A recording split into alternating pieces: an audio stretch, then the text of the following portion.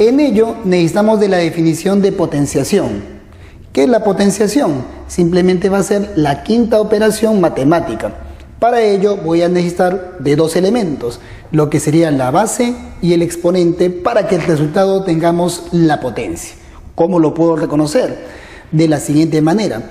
Si yo veo que 6 al cuadrado es 36, pregunto yo, ¿cuál sería la base? Obviamente, lo podemos ver, sería el número 6. ¿Y cuál sería el exponente? Evidentemente vemos que es el número 2.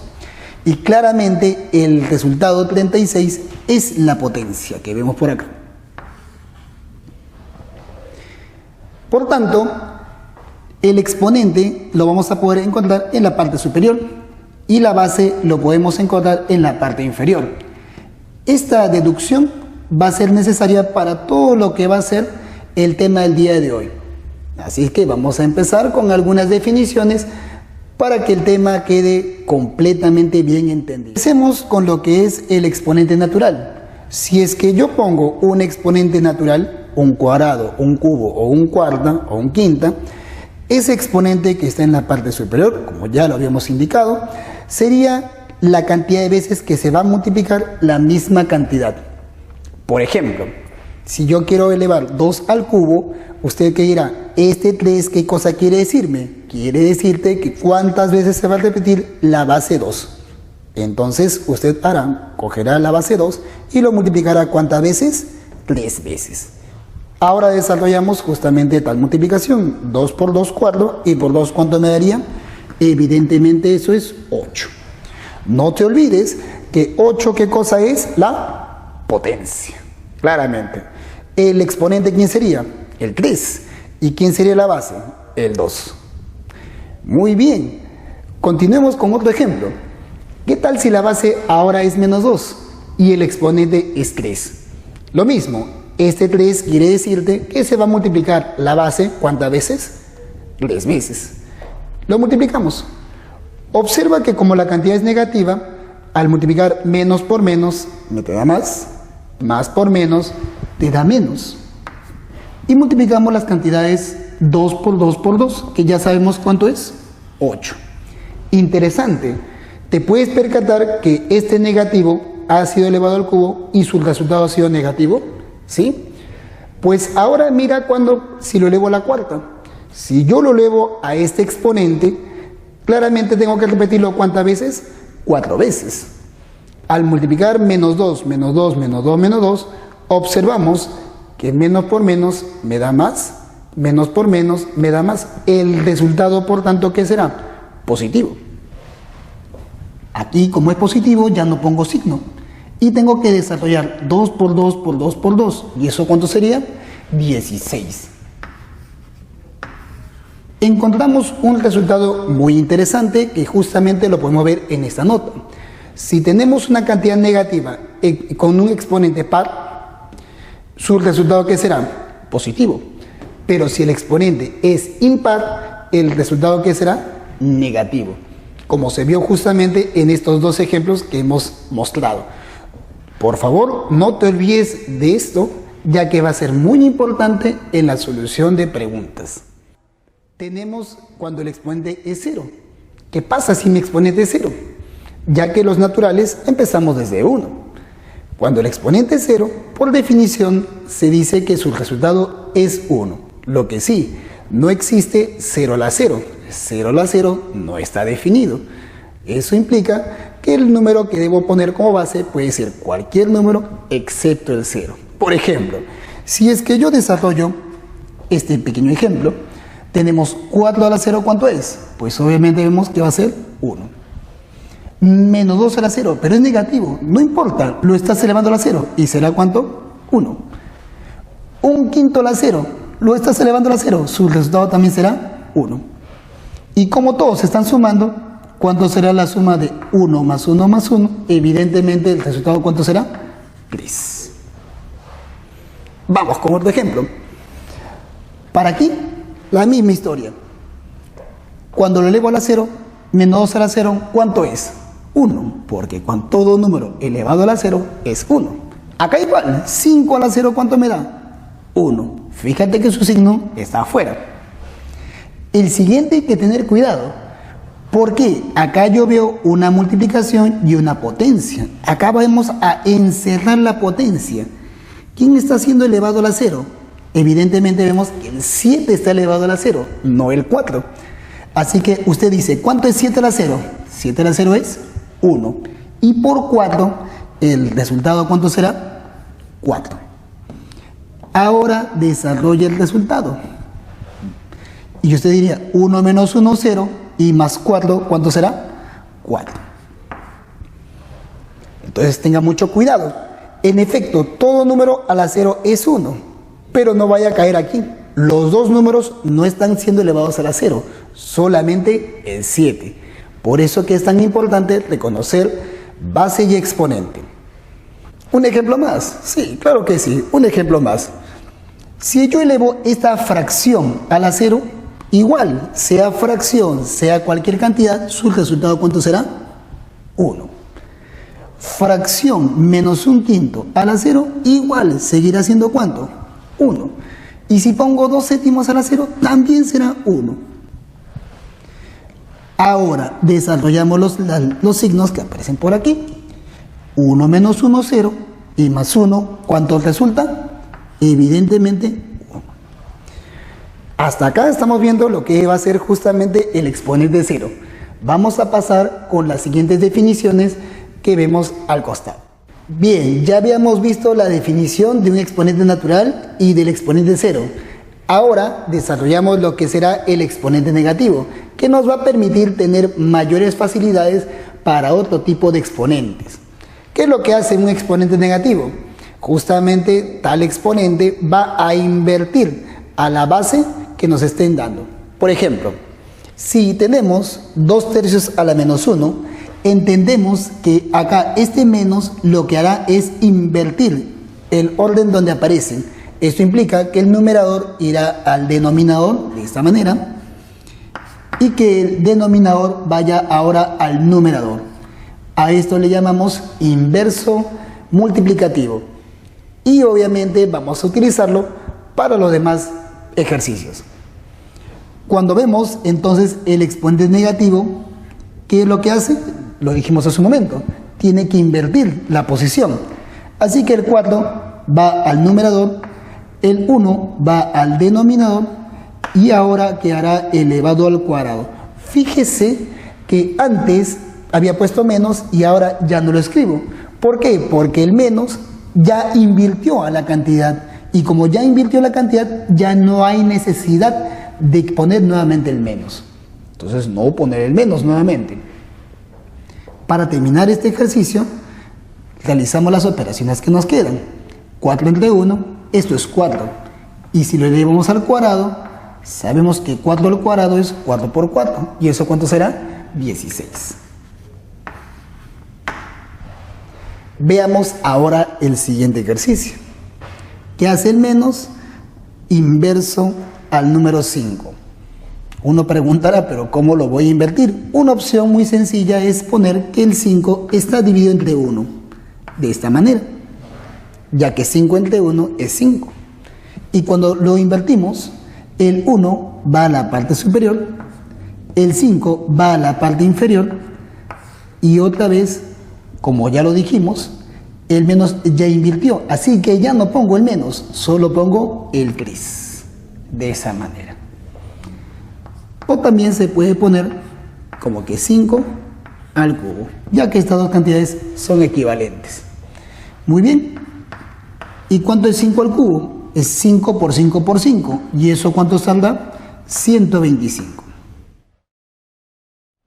Vamos con dos ejemplos más para que esto quede más claro. ¿Qué hace el exponente negativo? Invierte al orden. Entonces acá está 2/5, lo ponemos al revés. ¿Y cuánto será ahora? 5 medios. ¿Está?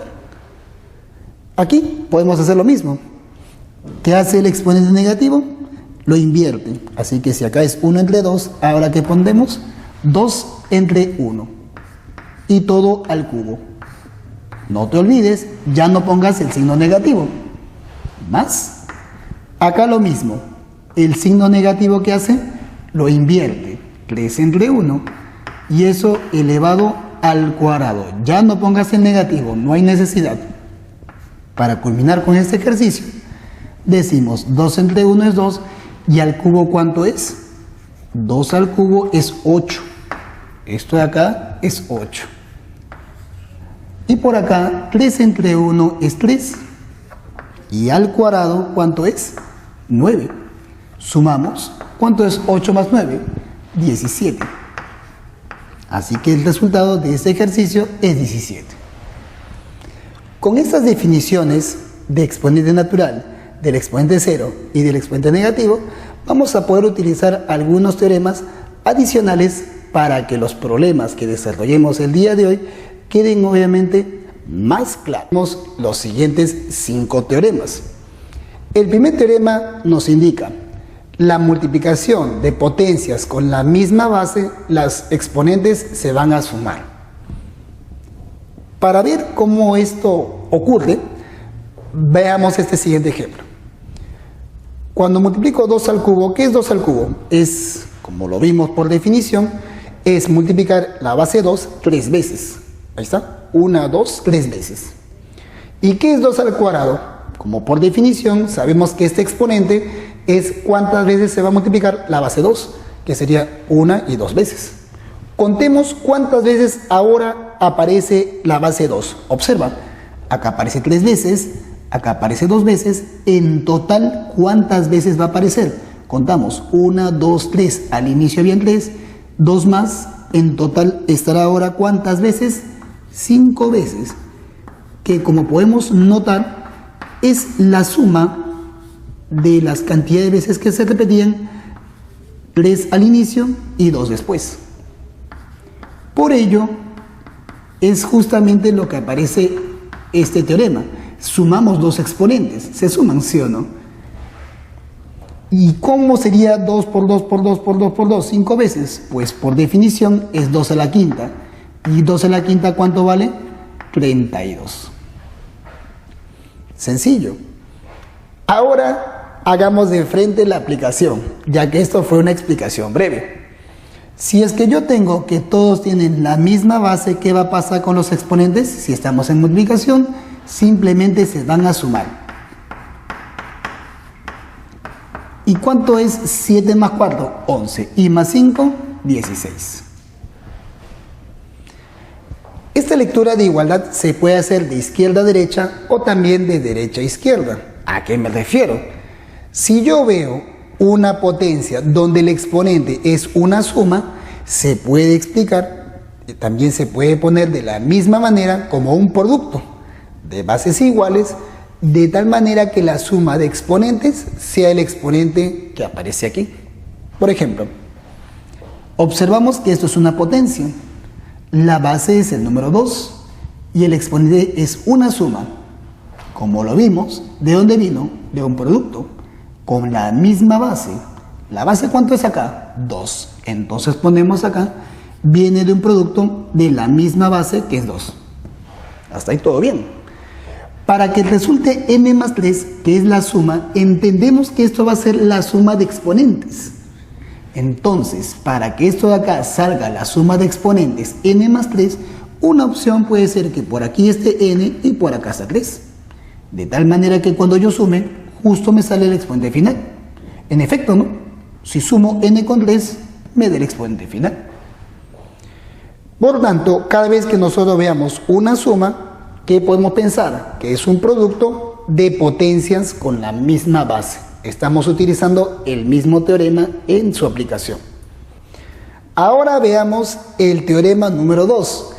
Hace un momento vimos que la multiplicación de potencias con la misma base sumaban exponentes. Ahora dividiremos potencias con la misma base. ¿Qué va a pasar con sus exponentes? Simplemente se van a restar. ¿Cómo es que queda eso posible? Veamos un ejemplo. 2 a la quinta, como vemos, es una definición de multiplicar el número 2 5 veces. Y si vemos que es 2 al cubo, es multiplicar el número 2, ¿cuántas veces? 3 veces. ¿Te percatas que se pueden dividir? En efecto, 2 y 2 es 1, al igual que aquí y también por acá. Eso implica que antes, ¿cuántos 2 teníamos en el numerador? Habían 5. ¿Y cuántos han sido eliminados? Han sido eliminados 3. Por lo tanto, ¿cuántos nos quedan? Solo nos quedan 2, que es la diferencia de estos exponentes. Y por lo tanto, el resultado será la base, que es 2, elevado a la cantidad de veces que se repiten, que son solamente 2. Operamos y esto sería ¿cuánto? 4. Ahora que ya sabemos el teorema, simplemente vamos a restar los exponentes. Veamos en la parte B. Las bases son las mismas y están en división, entonces ¿qué ponemos? La misma base. ¿Qué pasa con los exponentes? Simplemente se restan. Ahí están.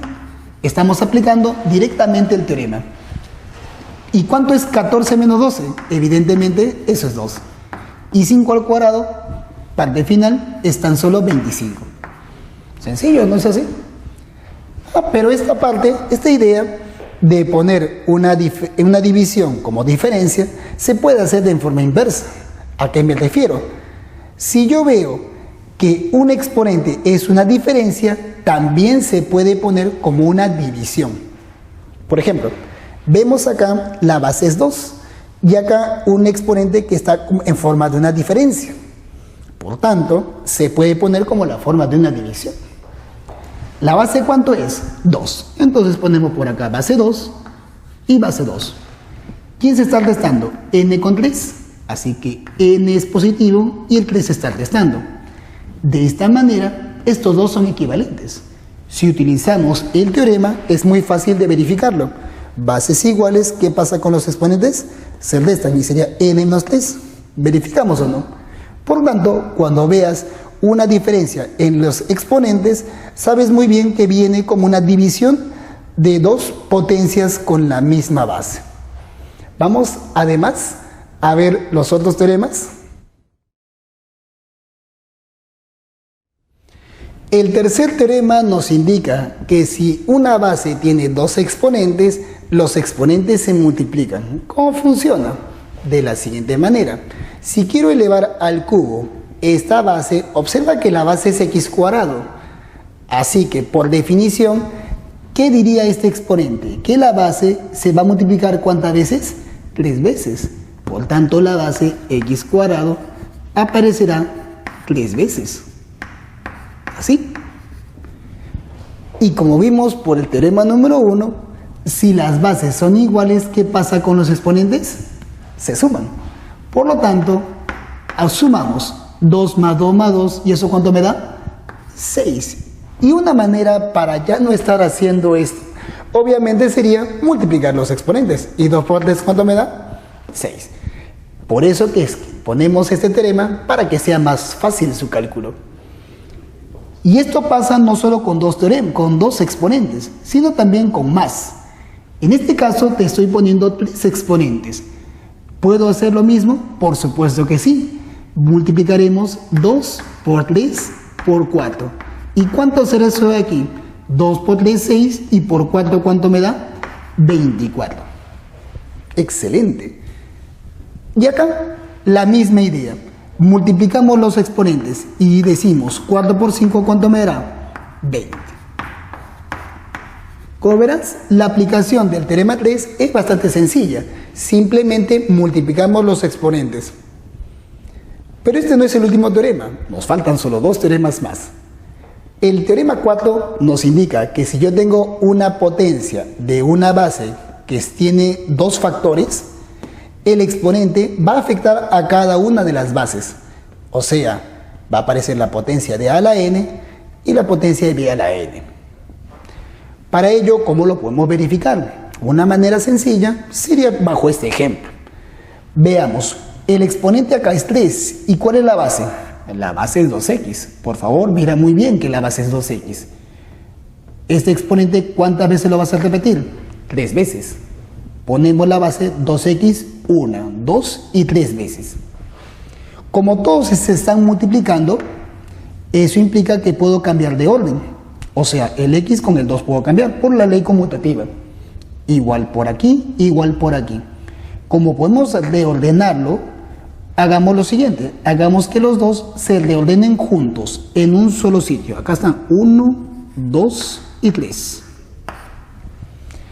Y los x también que se ordenen por sí solos. 1, 2 y 3. Ahí lo tienes. Pero dime, ¿el 2 cuántas veces se está repitiendo? 3 veces.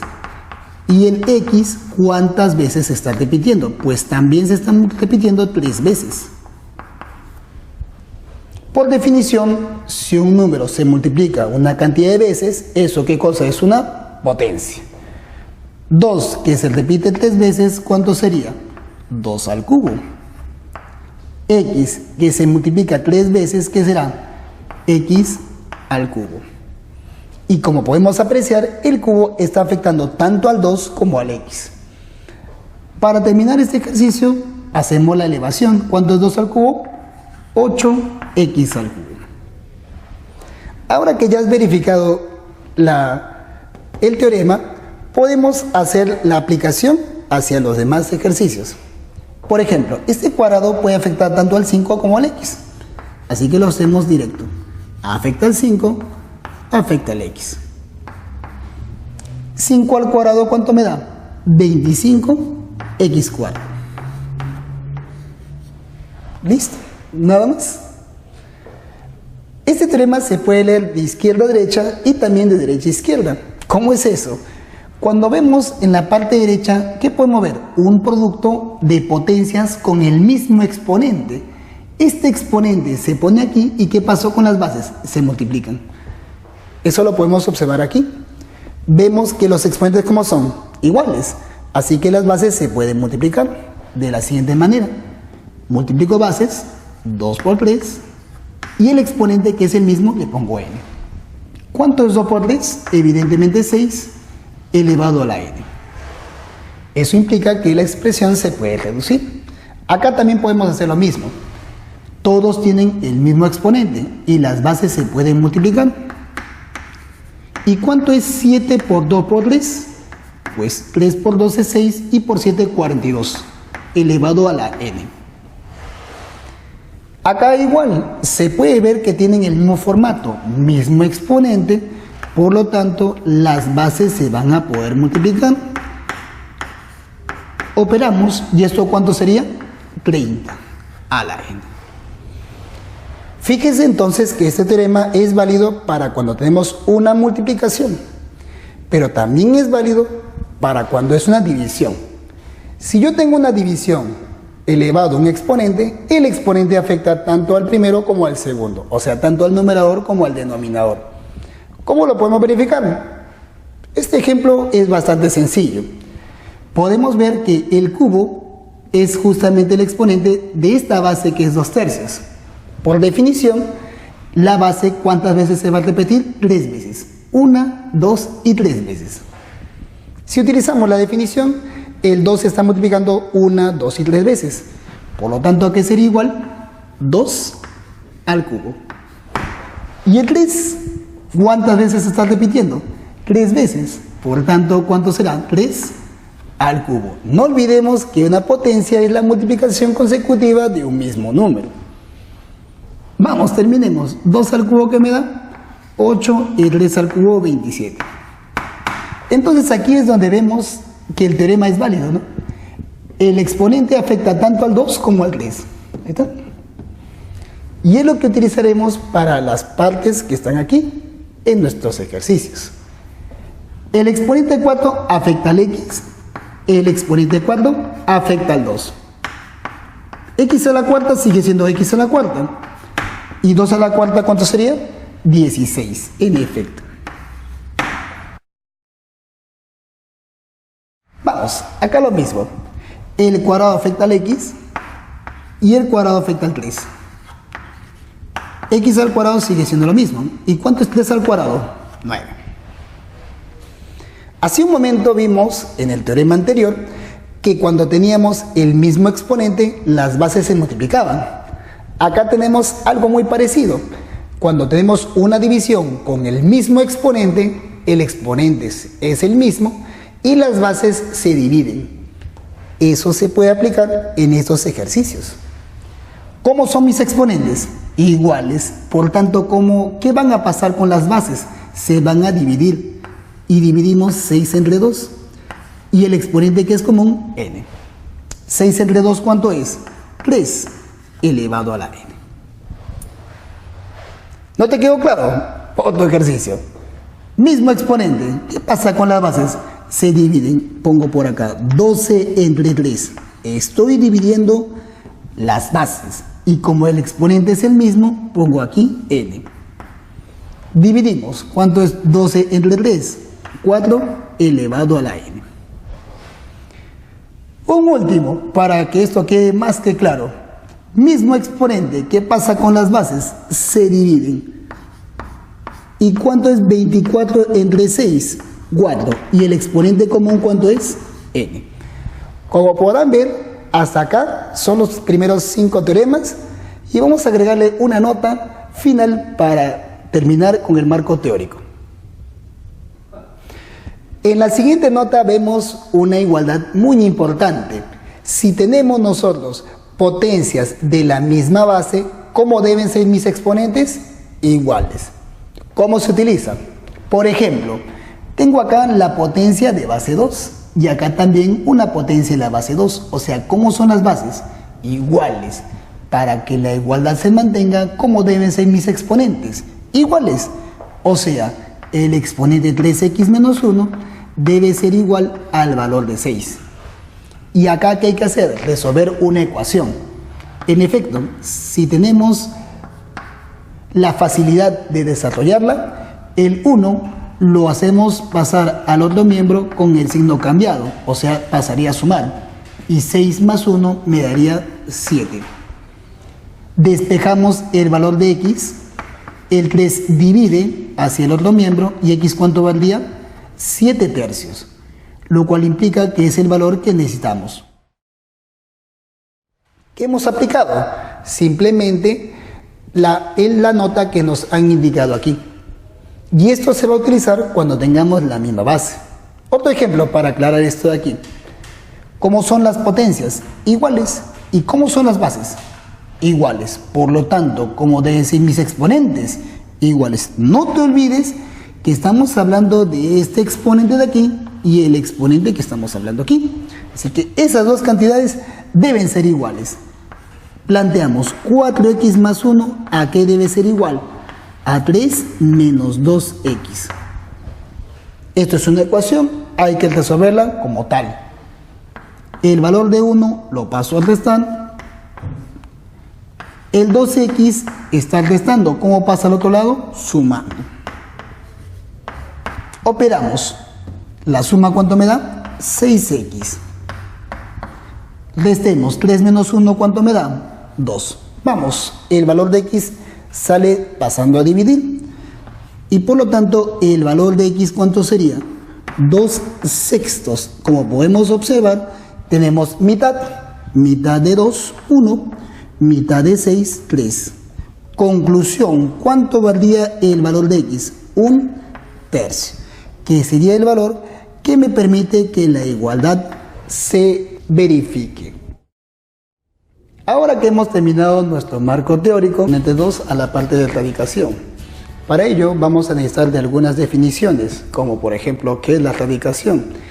En forma sencilla sería la sexta operación matemática. Vamos a necesitar de dos elementos, llamado uno el radicando y el segundo el índice. El índice va a ser justo el número que me va a indicar en esta posición. El radicando es la que está dentro de la cantidad subradical y el resultado se conoce como raíz. Para que esto ocurra, debe de verificarse que cuando yo eleve la raíz a la enésima, que sería el índice, el resultado debe darme el valor de a. Algo más que hay que agregar es que este resultado es único. En los números reales, nuevamente reitero, es único, no hay dos valores.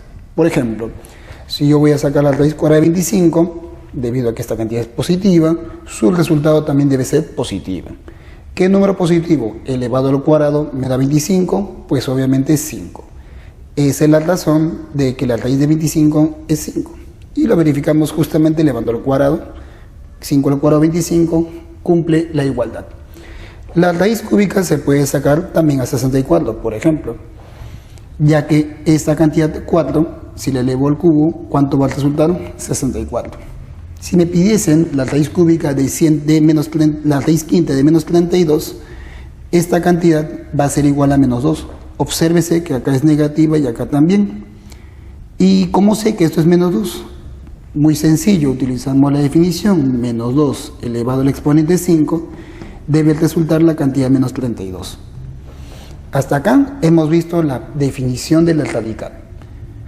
No olvidemos que si yo quiero sacar la raíz cuadrada de una cantidad, debe existir una cantidad que elevado a este índice debería resultar menos 1. Es por eso que esta cantidad, la raíz cuadrada de menos 1, no es real, porque no hay ningún número real elevado al cuadrado que me dé menos 1. Este resultado no lo vamos a trabajar el día de hoy y sería parte de otro campo que se conoce como complejos. Pero reitero nuevamente, no es parte de nuestro estudio del día de hoy.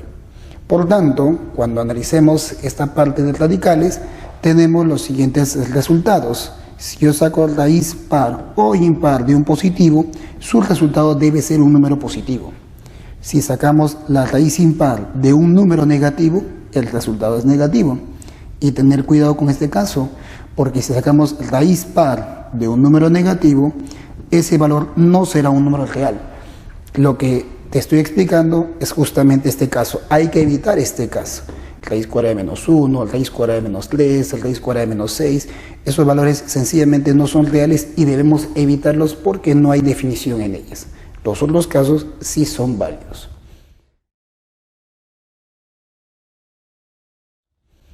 Ahora, si esto ya está más claro, podemos pasar justamente a algunas definiciones extras que nos van a permitir hacer que este tema sea más exacto. Por ejemplo, exponente fraccionario. Si te acuerdas, en la primera semana habíamos visto lo que era un exponente natural, el exponente cero y el exponente negativo. Ahora, el exponente fraccionario es una definición más que nos va a permitir tener herramientas para poder trabajar los problemas que tenemos el día de hoy. Si nosotros tenemos una base b y un exponente m entre n, que es división de dos números, esta cantidad que está en el denominador se puede escribir como el índice de un radical más grande. Observa que el valor de b a la m estaría quedando en la parte de aquí. Exactamente. Nuevamente insisto, el denominador pasa como índice. Si la cantidad raíz enésima de b existe, el valor de m puede salir del radical. Eso es válido siempre y cuando que esta cantidad exista. Sí, ya sabes, hay que evitar este caso, hay que evitarlo. Entonces, si no estamos en ese caso, es válido sacar el m. Entonces, por eso que en general decimos que sí se puede sacar, ¿no? En general. Vamos a ver un par de ejemplos para que esto quede más claro que nunca. Si yo elevo 8 a la 2 tercios, este 3, que es mi denominador, va a pasar a ser ¿qué cosa? A ser el índice de este radical. Entonces me quería raíz cúbica y fíjate, hemos afectado la raíz cúbica y ¿qué me queda por acá? 8 cuadrado. Ahí está, 8 cuadrado. Este cuadrado, como lo dijimos hace un momento, puede salir fuera del radical, quedando de esta manera. Raíz cúbica de 8 al cuadrado. Y la raíz cúbica de 8, esto ya es conocido, ¿no? ¿Cuánto vale? 2. Y ese 2 elevado al cuadrado, ¿cuánto va a salir? 4, que lo vimos justamente en la clase pasada. Como notarás, no es complicado utilizar el exponente fraccionario, pero también hay que entenderlo que se puede leer de izquierda a derecha o de derecha a izquierda. ¿A qué me refiero? Que si yo tengo un radical de este tipo, lo puedo llevar como un exponente fraccionario. Observa, el índice puede pasar a dividir, ¿ya lo viste? Y entonces de esa manera el radical se puede llevar como exponente fraccionario. ¿Cómo se puede ver? En este ejemplo, si yo observo el exponente de x es 3 y acá hay un índice x es 4, si utilizamos la definición anterior, este índice 4 puede pasar a dividir. Así x estaría elevado a la ¿cuánto? Exponente 3 y el 4 a dividir, x a la 3 cuartos. Entonces no te olvides, todo radical se puede poner como un exponente fraccionario. Y el denominador, ¿quién es? El índice del radical. A partir de esta definición y la anterior, vamos a necesitar de teoremas justamente para poder desarrollar problemas más complicados. 5 teoremas. Empezamos con el primero. Cuando tenemos radicales sucesivos, Fíjate, los índices están consecutivos. Este se puede generar en único radical. ¿Y cómo se puede encontrar este único radical? Multiplicando los índices. Y es todo. Por ejemplo, si tú ves acá, hay dos radicales consecutivos. ¿Y los índices cuáles son? 3 y 5. Entonces yo lo puedo poner como un único radical y multiplico simplemente los índices. 3 por 5, ¿cuánto me daría? 3 por 5 me daría 15.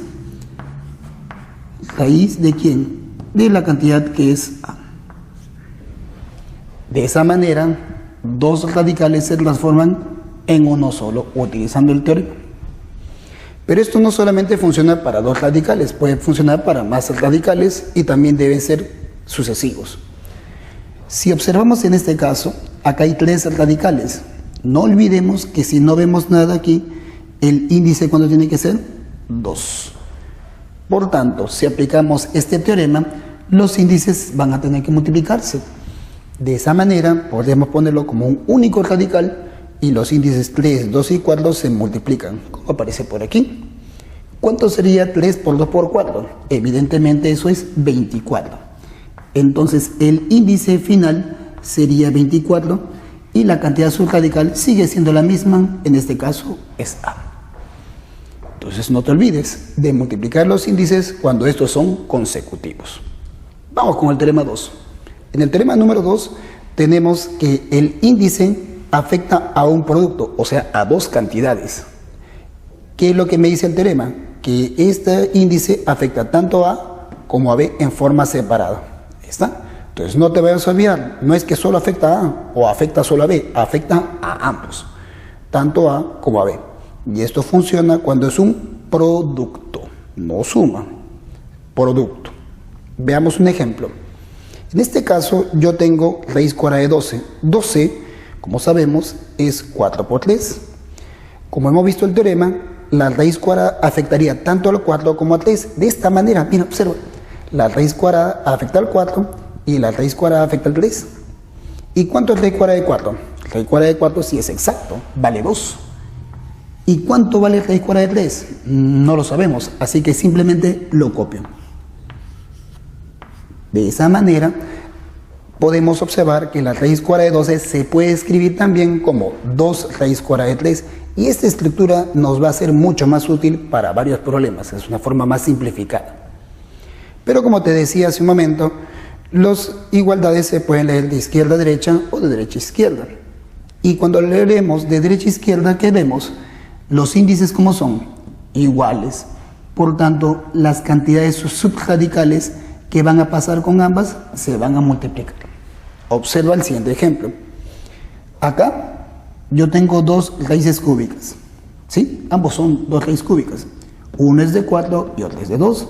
Si analizamos cada una de ellas, no es exacta. Raíz cúbica de 4 no es exacta. Raíz cúbica de 2 no es exacta. Pero nos hemos dado cuenta que ambos son la misma raíz cúbica. Entonces, ¿qué pasa con estas cantidades? Como decía el teorema, se pueden multiplicar. Por tanto, yo pondría una única raíz cúbica y el valor 4 por 2 se puede efectuar de esta manera. ¿Y cuánto es 4 por 2? 4 por 2, eso es 8. Y por definición, raíz cúbica de 8, ¿cuánto sería? 2. Por tanto, utilizando este teorema, podemos reducir este producto a un único valor. Ahora vamos a pasar al teorema número 3.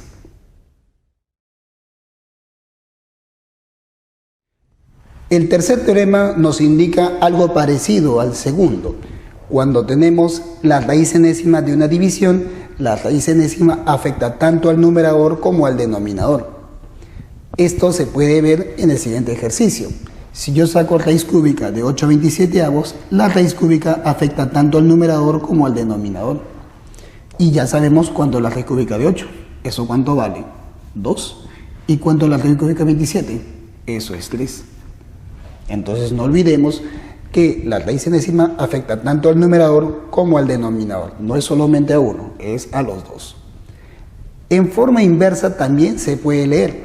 Si observamos la parte derecha, ¿qué vemos? El mismo índice y las cantidades A y B se van a dividir. Esa es otra forma de entender este mismo teorema. Por ejemplo, si yo tengo esta división, ¿qué pasa? Tienen el mismo índice, ¿no es así? Por tanto, estas cantidades se pueden dividir y ponerse de una sola forma. De esta manera tendremos raíz cúbica de la división 54 entre 2. ¿Y cuánto es 54 entre 2? Eso es 27. ¿Y la raíz cúbica de 27 cuánto es? 3. Entonces, el teorema número 3 debe quedar más claro. Vamos al teorema número 4. Este teorema sale a partir de la definición de exponente fraccionario. Si nosotros tenemos una radicación, un radical de esta manera, índice y exponente, si al exponente lo multiplico por una cantidad y al índice lo multiplico por la misma cantidad, el resultado no varía. ¿Y por qué no varía? Porque cuando lo pasas a dividir, exponente fraccionario, las cantidades K se van a eliminar. Y eso va a pasar también si es que las cantidades m y n, en lugar de multiplicar, dividieses por la misma cantidad. La explicación es la misma que hace un momento. Por eso que no varían, son iguales. ¿Cómo lo puedo utilizar? Por ejemplo, aquí, si tú observas raíz 24 de x a la novena, te percatas que 24 y 9, él es exponente y él es índice, ¿tienen algo común? Claro, ¿qué tienen en común? Tercia. Entonces yo puedo sacar acá tercia y puedo sacar tercia. Si sacas tercia, tercia 24, ¿cuánto te da? 8, evidentemente. Y si sacas tercia 9, ¿cuánto te da? 3. Entonces tú pondrías x al cubo. O sea, ¿puedo sacar tercia en ambos lados? Claro. ¿Qué técnica estás utilizando? Esta de aquí. Porque tanto a tu exponente como a tu índice lo has dividido, en este caso, ¿entre cuánto? Entre 3. Y eso le llamamos tercia. Pero no te olvides, debe ser exponente con índice, no con la base. La base no importa, tiene que ser el exponente con el índice. De otra manera, porque acá hemos simplificado, de otra manera podríamos decir amplificado, podemos encontrar un valor equivalente. Observemos este resultado, que es muy conocido. El índice es 2 si es que no vemos nada. Ahora, si al índice yo lo varío, lo multiplico por 2 y al exponente también por 2, nótese que se puede simplificar el número 2 igual que el anterior. Así que sabemos que estas dos cantidades son iguales. Y por acá tendremos un resultado muy conocido. 2 y 2, ¿cuánto me da? 4. Y 2 al cuadrado, ¿cuánto me daría? 4. O sea que la raíz cuadrada de 2 es lo mismo que decir la raíz cuarta de 4. Es una curiosidad matemática y que también se utiliza en varios problemas, ya que tiene la curiosidad que podemos ver nuevamente, 2, 2, 4, 4. Y como podemos notar, son iguales. Gracias al teorema número 4.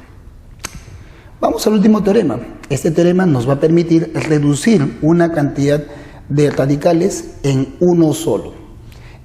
Ojo que este de acá se diferencia del primero porque en medio de los radicales hay potencias y ambos deben ser de la misma base.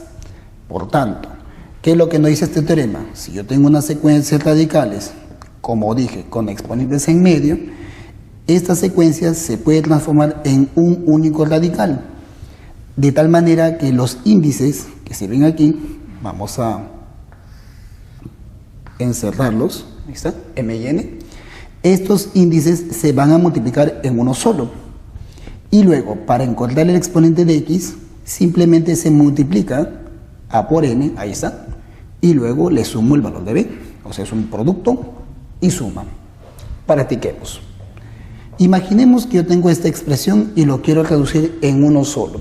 Si aplicamos esta propiedad, podemos ver primero, los índices son 3 y 4. Entonces, estos índices, ¿qué tienen que hacer? Se tienen que multiplicar. Vas a multiplicar 3 por 4. Estamos aplicando el teorema. Y luego, el exponente de x, ¿quién va a ser? Vimos que tiene ¿qué cosa? Primero multiplicar y luego sumar. Así. Así que es lo que haremos por aquí. Primero, ¿qué voy a hacer? Multiplicar y luego, ¿qué voy a hacer? Sumar. De esta manera, el 2 lo multiplicas por 4, ahí está, 2 por 4, y le sumas 3. La idea es hacer estos resultados en forma mental y no está difícil. 3 por 4, ¿cuánto me da? 12. ¿Y cuánto es el resultado? 2 por 4 es 8. ¿Y 8 más 3 cuánto me da? 11. Entonces, estas secuencias radicales se puede llevar a un único radical. ¿Cuál debe ser nuestro objetivo al aplicar esta propiedad? Hacer este proceso que vemos por aquí mentalmente, para que de inmediato tengamos el resultado. Observa, 3 por 4, yo pongo de frente 12. Y luego cuando decimos 2 por 4, 8, me acuerdo, más 3, 11. Y lo ponemos aquí. Acá se ha visto la estructura. Vamos a practicar ahora de una manera más sencilla, una aplicación directa. Vamos, aquí está igualito al anterior.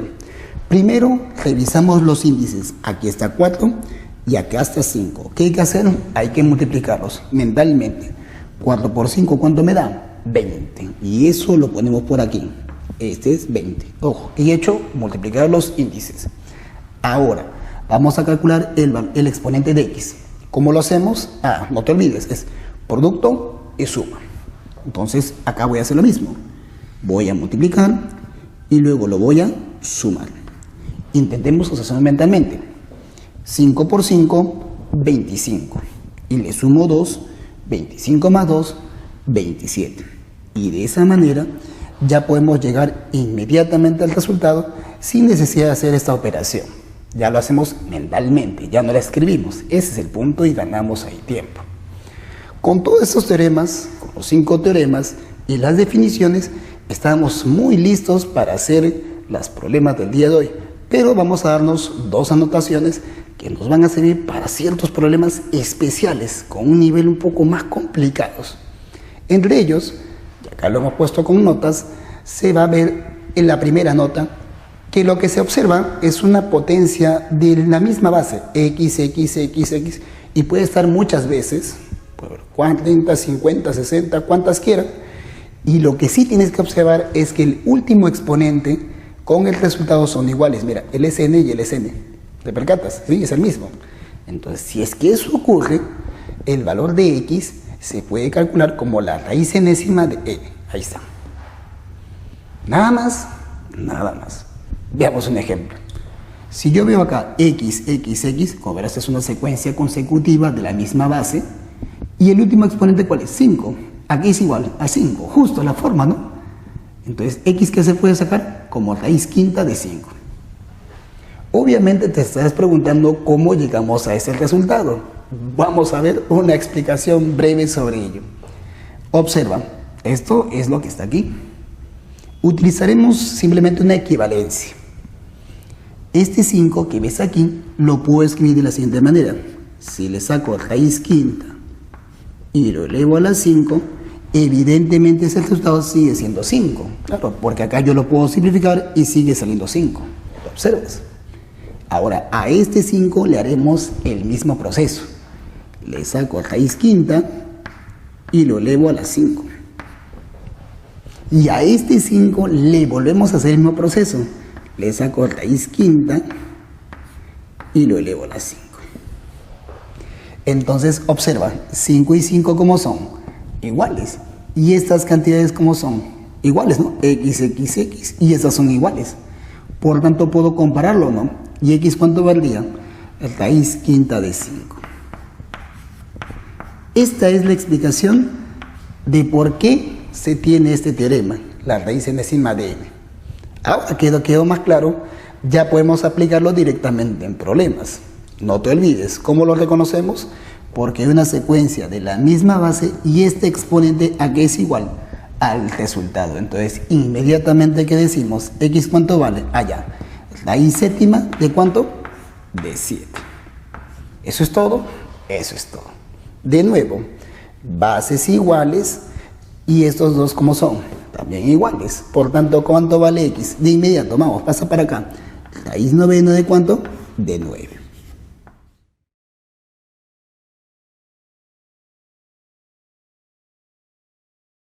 Con esto, la nota número 1 queda más clara. Veamos la segunda nota. En la segunda nota te voy a indicar una forma de cómo atacar un problema con infinitas raíces. cuando tengas una secuencia infinita de radicales, simplemente tienes que hacerle un cambio de variable. ¿Y cómo es eso? Veamos un ejemplo. Si vemos A es raíz cuadrada de 2 más raíz cuadrada de 2 más raíz cuadrada de 2, ¿cuántas veces?